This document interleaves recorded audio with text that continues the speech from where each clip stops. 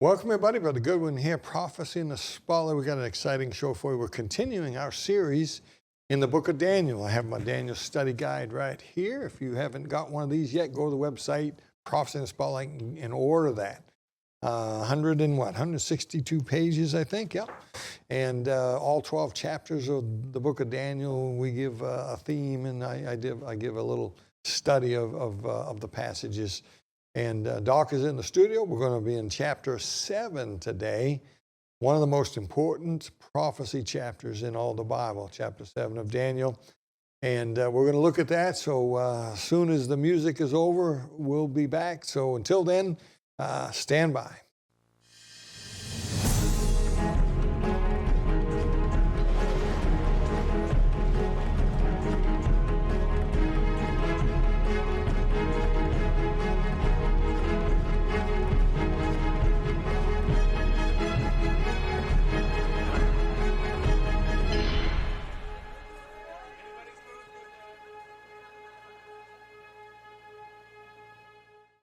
Hey, good to see everybody today.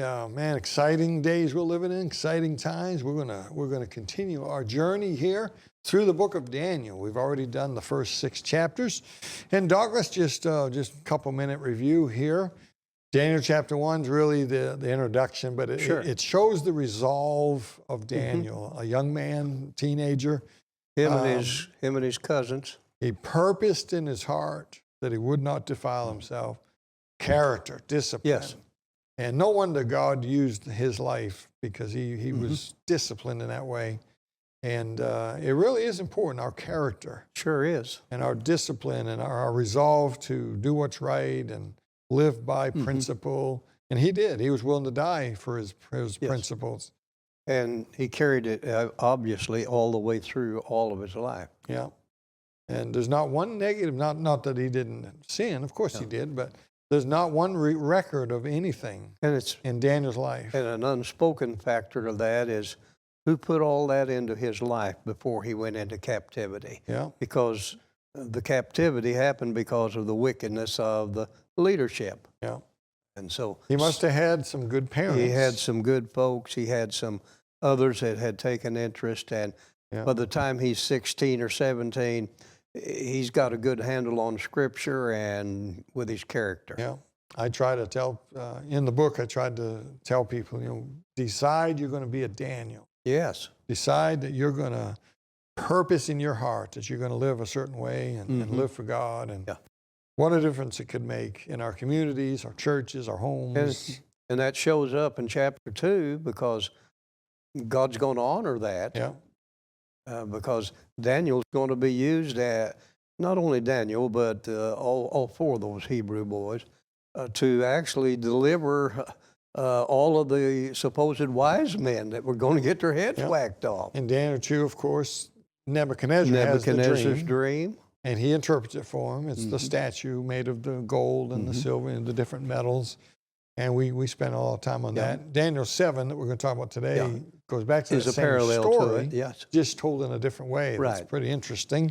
And that's why with that head of gold, that's why he made in chapter 3 the whole image of gold. Yeah. It's all about him. So chapter 3, Nebuchadnezzar is pretty excited about being the head of gold and decides to make a statue. And of course, Daniel chapter 3 discusses that, the fact that when the music played, and we talked about how important music is, for good and for bad. And music was what caused them, it was the signal to bow down and worship this idol. And, false worship. Yeah. A lot of that kind of music in false worship today. I mean, we don't know how many were there. It was mainly the big wigs that were invited. But everyone bowed down except for 3 people. Yep. Now, Daniel was not there. Right. But he was probably somewhere else in the kingdom on imagine being the 3 people and everyone's bowed down and you're head and shoulders above around. Everybody. Wow. And they literally gave their lives except God stepped in. They're thrown into the furnace and God spared their lives. Absolutely. And chapter 4 is the redemption chapter of Nebuchadnezzar. Very interesting. It's a great chapter because you see a lot about how to count prophetic time. You understand what a true tree is prophetically of a kingdom and things of that nature. Yeah. And then And, chapter 5 is the handwriting on the wall. Yeah. And boy, what a statement that is. Yeah. Even lost people use it. Well, the handwriting's on the wall. Yeah. And yeah, They right on don't the e- Bible. Yeah. And then, of course, the lion's den. We did that last boy. time. Daniel and the lion's den. Very, very And the moving. thing is, we've already discussed it, but really chapters 5 and 6 are out of place Right. chronologically in time. Yeah. Because chapter 6 with Daniel and Lion's Den really goes way over toward the end of his life, Yeah. not up close. So, yeah. But that brings us to where we are today. Chapter 7, of course, January chapter 2 is the times of the Gentiles from man's perspective. Yes. Chapter 7 is the same story, just told with different symbols. It's the same theme, except the times of the Gentiles from God's perspective. Yeah. Man looks at the kingdoms of this world as power, finances, money, gold, precious things. Valuable and strong Yeah. and things of that nature Yeah. and shiny, Yeah. like the brass. And we need to understand that. We need to understand what motivates the kings of the world, like true. Donald Trump and Yes. others. And you know, there's different things for different men that they go after. And but Daniel 7 gives us a different thing. Daniel's given a vision, Daniel doesn't have a dream. He gets a vision from the Lord Yeah. on this. and he sees the same kingdoms. Yes. Only he sees them as wild beasts. Yeah, because that's how God really looks on Gentile rule, as a wild beast. Yeah. And he uses 4 major different wild beasts.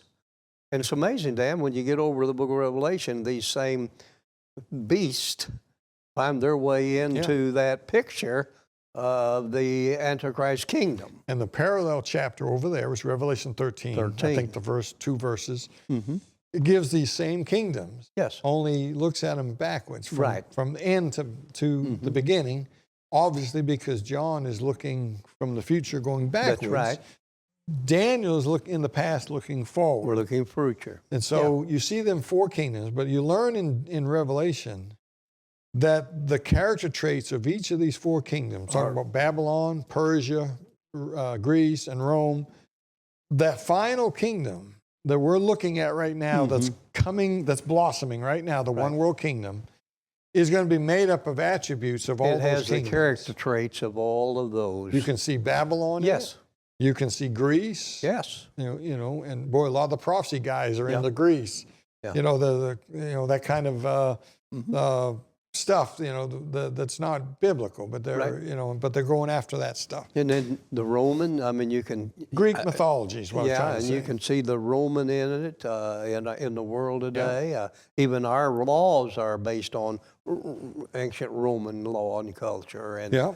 and of course, in the future is a wild beast like none of the others that we'll probably get to later in the book of Daniel. But it still has all of these character traits Yeah. kind of fused together. And then, of course, the illustration is the 10 toes. Yeah.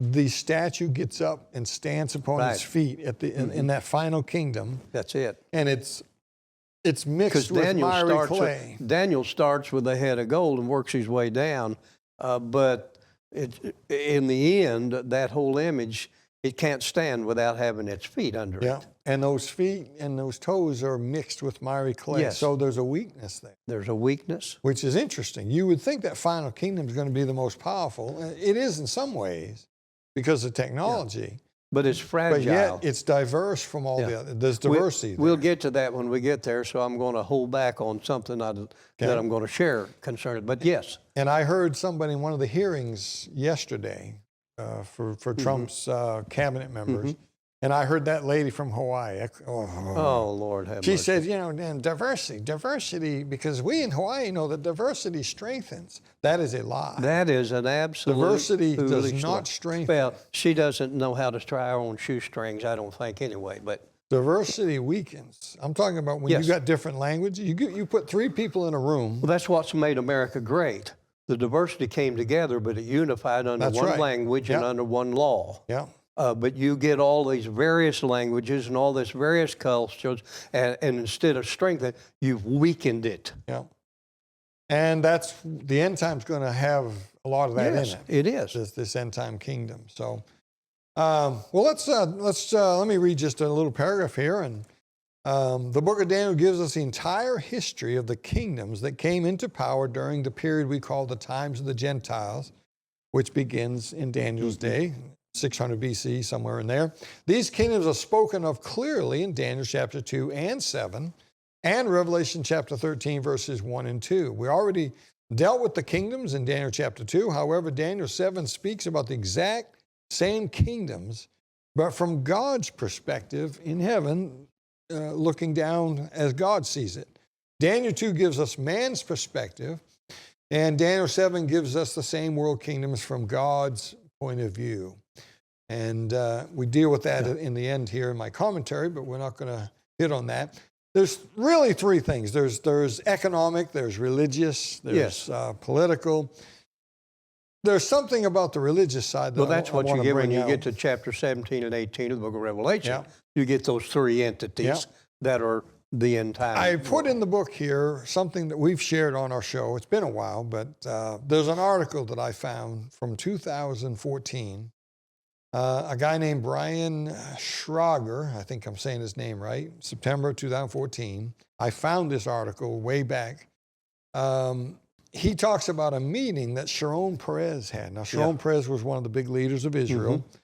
He passed away during Obama's presidency, I believe. He had a meeting with the sitting Pope, the Pope we have right now. He scheduled a meeting with him. In fact, he was granted a 45-minute meeting with what he calls Catholicism's popular pontiff, a man that Peres asserts is more powerful than the United Nations for advocating peace. It's amazing what Mr. Peres, and he's a Jew. It's amazing some of the statements that he made. I mean, just you wouldn't think a Jew would make these statements, but for instance, he said this, Peres clarified, the Pope is perhaps the only truly respected leader in the world today. We're talking 2014 now. He's lost it now, but yes. Yeah, and I'm not sure he's that respected now, No, he's not. But that remains to be seen. He said the United Nations has had its day. What we need now, this is Peres talking, and he's gone now. What we need is an organization of united religions, a United Nations of religions. That's what we need, another global entity to cause havoc and spread misinformation. That's what they have in the one world church. Yeah. He said accordingly, and he went on, there should be a charter of united religions, just as there is a UN charter. This is what I have proposed to the Pope. And here's what he said, and I won't read it word for word, but he said that there's only one man. He says the Pope is the one man that can bring the world's three religions together. We're talking about the Muslim religion. We're talking about Christianity, which to these guys is Catholicism. And he has done a masterful job in that. And the Jewish religion. Those three religions. By the way, what do they all got in common? Yeah, Abraham. And that's why he has brought those three major entities together for the last 3 or 4 years at a set time down in the Ur of the Chaldees at the actual tower at Ur, because that's where Abraham came from. Yeah. And no, he's done a masterful job. The thing is, he is too often the Pope is seen as a leader in Christianity, and that's a misnomer. Catholicism is not Christianity. No. You ask almost anybody in Europe that's a Catholic, are you a Christian? And they'll look at you with a blank face and, no, I'm a Catholic. But over here, because Catholicism is a chameleon, it can become whatever, wherever. A lot of people have that idea, but he has taken what I call pseudo-Christianity, false Christianity, and brought them together, as well as Catholicism together, and he's brought together the not the hardliners, but the softer side of Islam. He has brought them together. Yeah. and along with all of the other offshoots. Now, the common link here that I think people don't think about is Abraham. Yes, absolutely. All three of those major religions point to him as the head, the father of yes. it. And Well, it even our seems New like that's what's going to bring Testament them all refers to together somehow. Yeah. And that's what that's what Sharon Perez was. And that's the thought behind this Abrahamic Accords. Same thought behind that. Yeah. I know a lot of people think that the Abrahamic Accords is the fulfillment of some prophetic things of a quote unquote peace treaty. No, there is no peace treaty, folks. Listen, I don't know why our prophecy world out here is always looking for a 7-year peace plan. Yeah. Why don't they just look for the covenant that God has already? Well, their Bible doesn't have the word covenant in it. That's the problem. Yeah, and the King James Bible says the covenant. And so Abrahamic Accords is not the covenant of the Antichrist, but it is no doubt a part of pulling together the financial entity of Mystery Babylon, just as what you just read is pulling together the religious aspect of it. And we believe, you and I believe, that the covenant is the Abrahamic covenant. Oh, I'm convinced of it. It's the property. It's the land. I'm absolutely convinced of it. And I think what that means is when the you Antichrist, go back to when Abraham gave to his sons. There you go. And when the Antichrist comes on the scene, we're going to be gone. He's going to make an announcement or a statement that the property belongs to the Jews. That's going to do a couple things. One thing it's going to do, it's going to cause the Jews to like him and want him to be part of their. And he's going to help them build a temple. It was just brought up yesterday in one of the, I don't know whether it was the news or a podcast I was looking at, but anyway, they brought up a speech that now Vice President Vance said, and he made a statement in a speech, J.D. Vance did, a few years back, that Israel has the right to build their temple, and there's a time coming when Israel will build that temple. And here's the Vice President, something from his past has been already brought into the future concerning that. Yeah. Yeah. Now, and, he's about the right age maybe to make that Antichrist bid, but not the one we have now, but anyway. He's going to earn their friendship and trust. Yes. He's going to save them, I believe, from the Ezekiel 38 war, which is right around the corner. Or at least he's going to take credit for it. Yeah. And I think he'll have a big part in it, and he's going to be crowned for that. I think he goes and makes the announcement that property belongs to them Jews, and here's why, probably even quote the Bible. And, they're going to like, by the way, look what's happened in the last year in Israel. They have wiped out many of them. Oh, my goodness. At least the ones close to them. Psalms 83, I think, but it's still taking place. Not all of the players of Psalms 83 have had a major role, but just the last 2 weeks, Israel now has gone into what's called the West Bank, Judea, Samaria, and they are now wiping out Hamas and that out of that area. That's the final plague, in my mind, of the entities that are a part of Psalms 83. So let's make sure the viewers understand the bigness of this right here, this chapter, them 4 kingdoms. Yes. Those 4 kingdoms, and I know we say it starts in 600 BC with Babylon, but really Babylon has its roots back into Genesis. The reason why, though, it starts in 6 BC or somewhere on that, right at that point, is because God starts counting Gentile time in its relationship to the trampling of Jerusalem under their foot. Jerusalem is not sovereign from that time all the way till 1948, basically. If you still think they're sovereign, who brokered the peace treaty or the ceasefire right now? Yeah, it wasn't them. They kowtowed us. They want our money. They want our protection. Yep. And I'm not saying that's wrong, but no, but they're not sovereign like they were in Abraham's day. That's right. But these 7 entities are all a wild beast, and it's amazing when you look at them. Did you mean 4? Yeah, these 4. Okay, you said 7. Okay. Oh, yeah. I'm thinking over A the book of blooper. Revelation, putting it all together. Yeah. These four that are here, the wild beast that is given to each one of those kingdoms really did fit the character trait of those kingdoms. And of course, here you're gonna talk about the Persian kingdom, the bear, and the bear's going to walk lopsided. He's got three ribs in his mouth, and that's because it took them 3 campaigns. And the reason they walk lopsided is because the Persians is more important than the Medes. Yeah. And so all of this, we now have the ability to be able to look backwards and see. Can you imagine when Daniel had this vision?